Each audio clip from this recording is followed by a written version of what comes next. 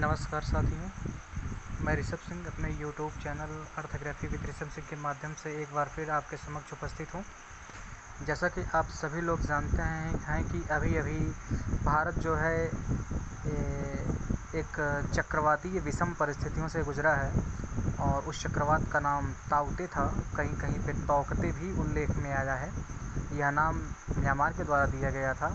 तो इसने भारत के पश्चिमी तट पर काफ़ी प्रभाव डाला और जिसका प्रभाव पश्चिमी उत्तर प्रदेश या मध्य उत्तर प्रदेश कह सकते हैं, यहाँ तक भी पड़ा और लगातार इस चक्रवाती तूफ़ान के कारण ही इन क्षेत्रों में वर्षा होती रही है।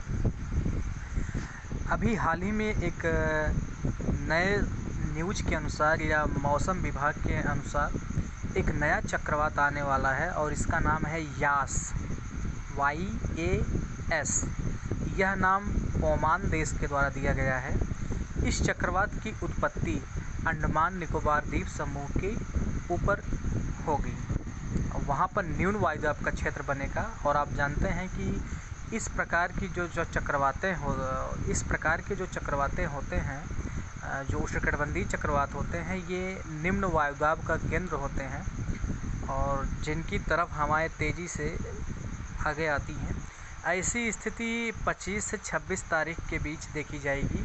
ये 21 तारीख की स्थिति है, ये 22 तारीख की स्थिति है। तो 22 तारीख को हम देख रहे हैं हवाएं तेज़ी से आगे की तरफ बढ़ने लगी हैं। 23 तारीख को देखिए स्थिति हो जा रही है चक्रवात की स्थिति। ये देखिए 23 को सुबह 5 बजे 1 बजे तक कुछ इस प्रकार की स्थिति रहेगी 23 की रात को। और जैसे ही हम आगे बढ़ेंगे, हम शाम को 3 बजे के आसपास देखेंगे तो कुछ इस प्रकार की स्थिति हो जाएगी। ये आपका अंडमान द्वीप का जो ऊपरी हिस्सा है वो यह है और यह है आपके चक्रवात का केंद्र।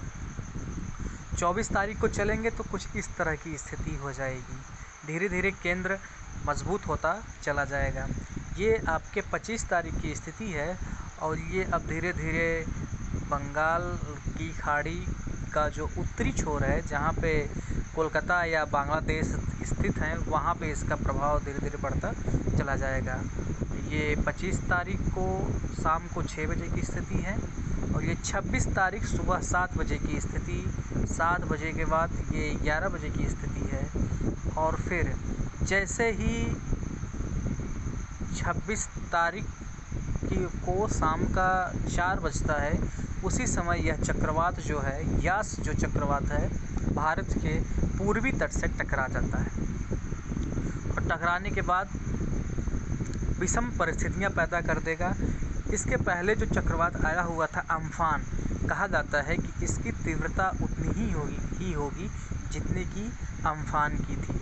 तो अम्फान ने काफ़ी ज़्यादा पश्चिम बंगाल में स्पेशली नुकसान पहुंचाया था, लेकिन यह जो चक्रवात है यह संयुक्त रूप से उड़ीसा और पश्चिम बंगाल से सटे क्षेत्रों को प्रभावित करेगा और 27 को कुछ इस प्रकार की स्थिति होगी। यह चक्रवात धीरे धीरे समाप्त होने लगेगा।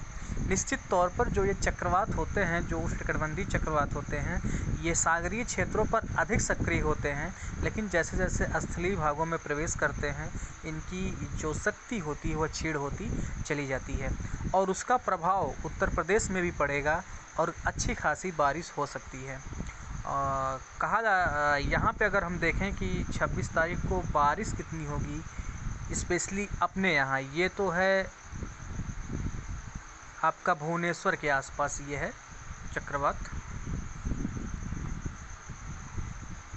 कुछ इस प्रकार से स्थिति होगी। अगले 27 तारीख को अंदर चक्रवात चला जाएगा और ये लगभग बढ़ता चला जाएगा। राउरकेला के आसपास भी इसका केंद्र रहेगा। तो बिल्कुल कह सकते हैं यह अम्फान 2 है और काफ़ी ज़्यादा प्रभावित करेगा। बिल्कुल जैसे अम्फान की स्थिति थी ठीक वैसे ही इसकी भी स्थिति है और ये कहीं जाकर के 28 तारीख को पहुँचेगा बिल्कुल सासाराम, ये मध्य प्रदेश, बिहार और कह सकते हैं छत्तीसगढ़ के बॉर्डर पर झारखंड का पश्चिमी हिस्सा रहेगा। 28 तारीख के बाद ये धीरे धीरे ऊपर बढ़ता चला जाएगा। 29 तारीख की स्थिति इसकी होगी बिल्कुल फ़तेहपुर, लखनऊ कह सकते हैं, यहाँ पे इसका केंद्र होगा। लेकिन उसके पहले ये भी इलाहाबाद के पास रहेगा। ये 28 और 29 तारीख के बीच में अर्थात रात के 12 बजे के आसपास ये वाराणसी, जौनपुर, इलाहाबाद में अपनी सक्रियता को दिखाएगा और उस समय स्थिति विपरीत हो सकती है। देखते हैं क्या स्थिति हो सकती है। ये बिल्कुल 29 तारीख को रात के 1 बजे क्या स्थिति हो सकती है।